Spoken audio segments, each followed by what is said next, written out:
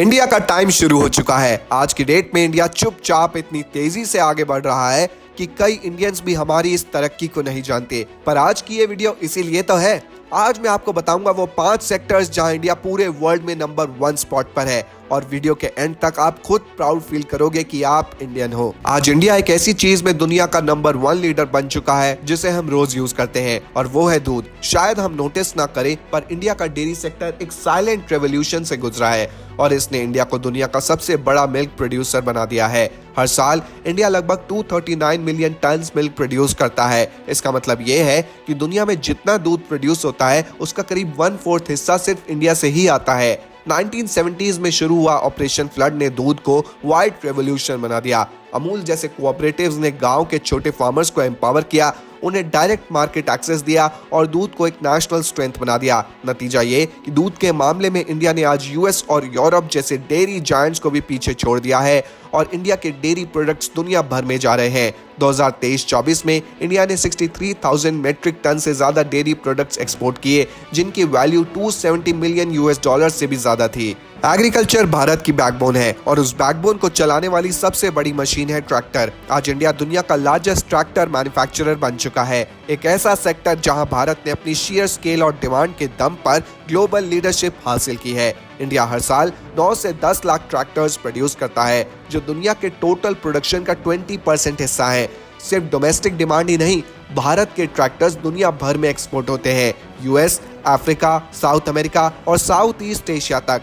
Mahindra and Mahindra, Sonalika, Escorts ये brand सिर्फ India में ही नहीं बल्कि 100+ कंट्रीज में ट्रैक्टर्स एक्सपोर्ट करते हैं। महिंद्रा तो इतना बड़ा बन गया है कि वो world's largest tractor company by volume बन गया है। इंडियन ट्रैक्टर्स की खासियत है अफोर्डेबिलिटी, ड्यूरेबिलिटी और अडेप्टेबिलिटी। वो छोटे फार्म से लेकर बड़े मैकेनाइज्ड एग्रीकल्चर तक हर जगह फिट बैठते हैं और ये ट्रैक्टर्स इंडियन इंजीनियरिंग और मैन्युफैक्चरिंग का सिंबल बन चुके हैं। दुनिया का हेल्थ केयर सिस्टम सिर्फ एक चीज पर निर्भर करता है, अफोर्डेबल मेडिसिन, और इस रेस में भारत ने अपना नाम सबसे ऊपर लिख दिया है। आज इंडिया दुनिया का largest supplier of generic pharmaceuticals है और इंडिया को कई बार फार्मेसी ऑफ द वर्ल्ड भी कहा जाता है। ये इसलिए क्योंकि भारत दुनिया के 20% से ज्यादा जेनरिक मेडिसिन सप्लाई करता है। सिर्फ यूएस मार्केट में ही हर 3 में से 1 जेनरिक टैबलेट इंडिया से आती है। इंडिया के फार्मा जायंट्स जैसे सन फार्मा, डॉक्टर रेड्डीज, सिप्ला और लुपिन हर साल मैसिव स्केल पर प्रोडक्शन करते हैं और सिर्फ मेडिसिन ही नहीं, भारत वैक्सीन प्रोडक्शन में भी दुनिया का लीडर है। इंडिया दुनिया के 60% वैक्सीन मैन्युफैक्चर करता है। कोविड-19 के दौरान सीरम इंस्टीट्यूट ऑफ इंडिया और भारत बायोटेक ने ही ग्लोबल सप्लाई चेन को संभाला था। यह सिर्फ एक इकोनॉमिक अचीवमेंट नहीं बल्कि एक ह्यूमैनिटेरियन विक्ट्री भी है, क्योंकि HIV एड्स जैसी क्रिटिकल डिजीजेस के लिए इंडिया के चीप जेनरिक मेडिसिन ने ही अफ्रीका और एशिया के मिलियंस ऑफ लाइव्स बचाई हैं।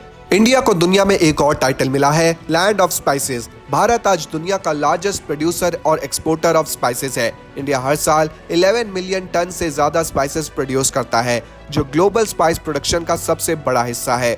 मिर्च, हल्दी, जीरा, धनिया, इलायची, लौंग, दालचीनी ये सब भारत के फार्म से निकलकर ही दुनिया भर के किचन्स तक जाता है। 40% से ज्यादा ग्लोबल स्पाइस ट्रेड इंडिया के कंट्रोल में है।